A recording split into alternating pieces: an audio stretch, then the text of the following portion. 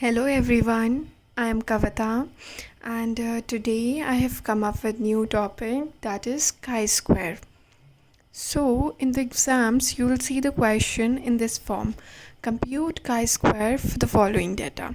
So this data is given to you and you have to find chi-square for this particular data. Job position, junior manager, senior manager. Work motivation score is given of these managers, high, average and low. 10, 10, 15, 10 and 15, 10. Now we have to calculate chi-square for this particular data. Solution में हम सबसे पहले इस box को as it is बना लेंगे. Junior manager, senior manager and जो इनका डाटा दिया हुआ है उसे भी एज इट इज़ कॉपी कर लेंगे. 10, 10, 15, 10 and 15, 10. As it is copy होने के बाद बस एक चीज़ ध्यान में रखनी है, नीचे एक रो ऐड होगा एंड यहाँ पे एक कॉलम ऐड होगा और ये होगा टोटल का कॉलम, दोनों जगह टोटल का. यहाँ अब हम कॉलम वाइज टोटलिंग करेंगे. 10 + 10 20, 15 + 10 25, 15 + 10 25. यहाँ हम रो वाइज टोटलिंग करेंगे. 10 + 15 + 15 40, 10 + 10 + 10 30. What is this? This is overall totaling. यहाँ का टोटलिंग और यहाँ का टोटलिंग देखेंगे तो 70. ओके. इसके बाद ये जो वैल्यूज़ हमें गिवन है ये है ऑब्ज़र्व वैल्यू. ये हमारी ऑब्ज़र्व वैल्यूज़ हैं. अब हम एक्सपेक्टेड वैल्यूज़ निकालेंगे. ये तो है रियलिटी. अब एक्सपेक्टेशंस क्या हैं वो देखते हैं. एक्सपेक्टेड वैल्यू निकालने के लिए E11. अब ये E11 क्या है ये मैं आपको एक बार लिख के दिखा देती हूँ. E11 ये है हमारा कॉलम और ये है हमारा row. Okay, column row. It means हम फर्स्ट कॉलम की बात कर रहे हैं और फर्स्ट रो की बात कर रहे हैं. अगर फर्स्ट कॉलम और फर्स्ट रो की बात कर रहे हैं ये हमें निकालना है E11. तो इसका फॉर्मूला होता है, सबसे पहले आप एक काम करो, टोटल इनटू टोटल, ईजियर तरीका बता देती हूँ, अपॉन टोटल.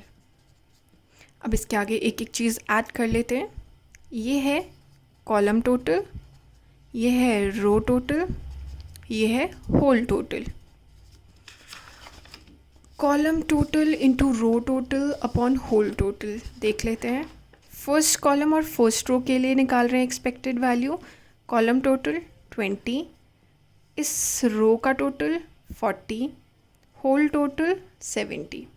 ओके, सो 20 × 40 अपॉन 70. और जब हम इसे कैलकुलेट करेंगे तो हमारा E11 आया है 1142.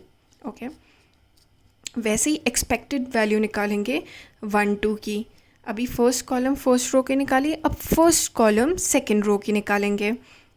फॉर्मूला सेम, कॉलम टोटल 20, रो टोटल 30, होल टोटल 70.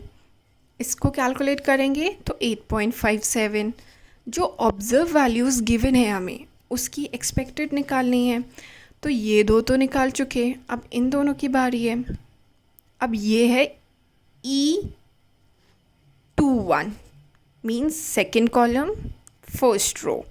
इस 15 के लिए निकाल रहे हैं हम अब पर्टिकुलर. ये सेकेंड कॉलम में है और ये फर्स्ट रो में है. फॉर्मूला कहता है कॉलम टोटल, जिसका मतलब है 25 into row total 40 upon total whole total 70. इसे कैलकुलेट करेंगे तो 14.28 आंसर आएगा. उसी तरीके से E22 निकालेंगे. E22 means second column and second row, which and the formula for this is column total into row total means 25 into 30 upon whole total 70. इसे calculate करके हमारे पास आ गया है आंसर 10.71. इसी तरीके से थर्ड कॉलम फर्स्ट रो के लिए निकालेंगे, थर्ड कॉलम सेकंड रो के लिए same formula, column total into row total upon whole total. जितनी भी ऑब्जर्व वैल्यूज़ दी थी उनका एक्सपेक्टेड वैल्यू निकाल लिया है। अब हमें काई स्क्वायर की कैलकुलेशन के लिए इस टेबल की बहुत ज़्यादा नीड है। इस टेबल में आता है सीरियल नंबर, फिर O, what is O, observe value, E expected value, after that observe minus expected value, फिर इस ऑब्जर्व माइनस एक्सपेक्टेड वैल्यू का square, and then observe minus expected value का square divided by expected value.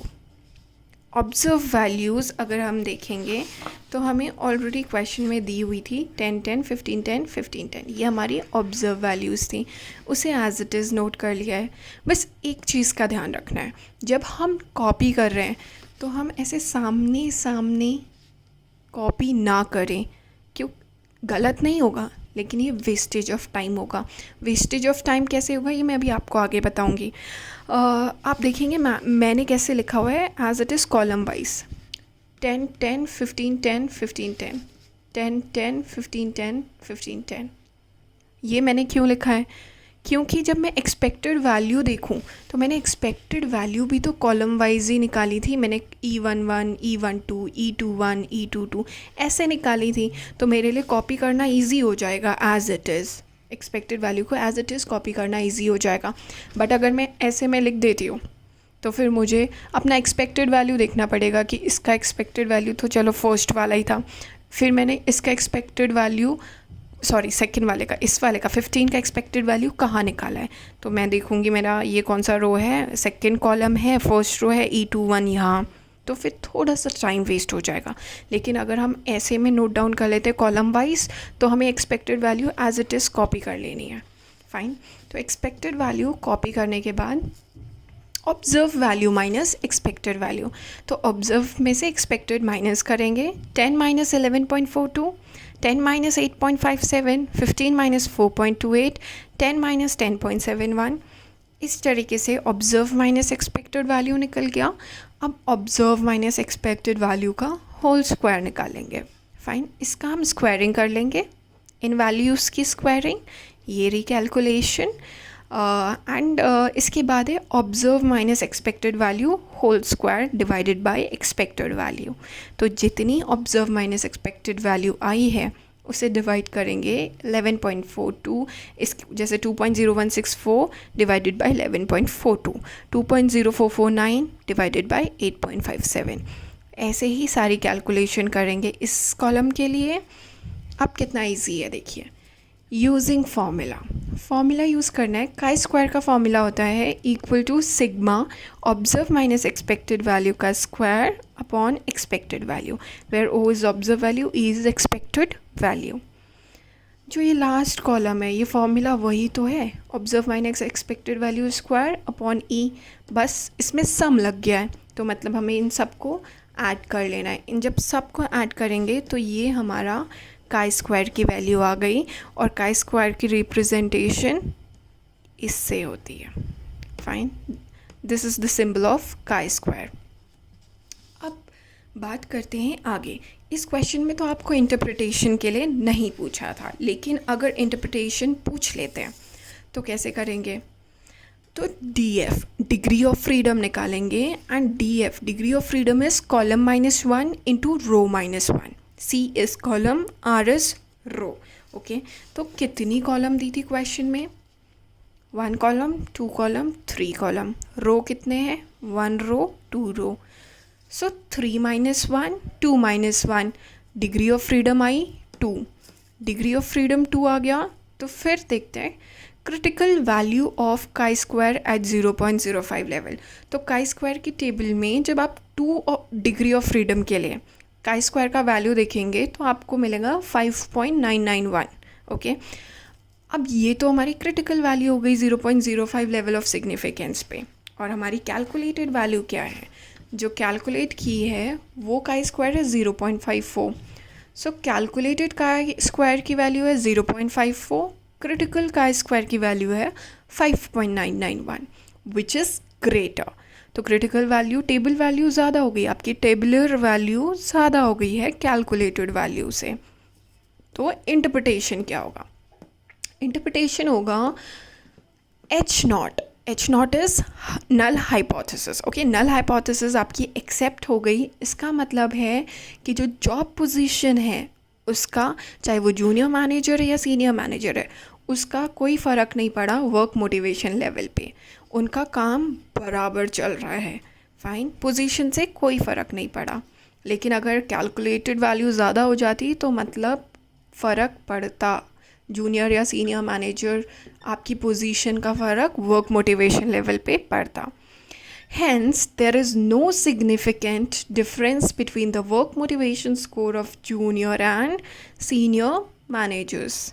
This is the conclusion. Okay guys, if you're liking my videos, please do like and subscribe my channel. अगर आप चाहते हैं आपका और भी आगे का कोई भी टॉपिक मिस ना हो तो आपको वो बेल आइकन दबाना पड़ेगा for that. Okay, and see ya in the next video. Till that period of time, bye bye and take care.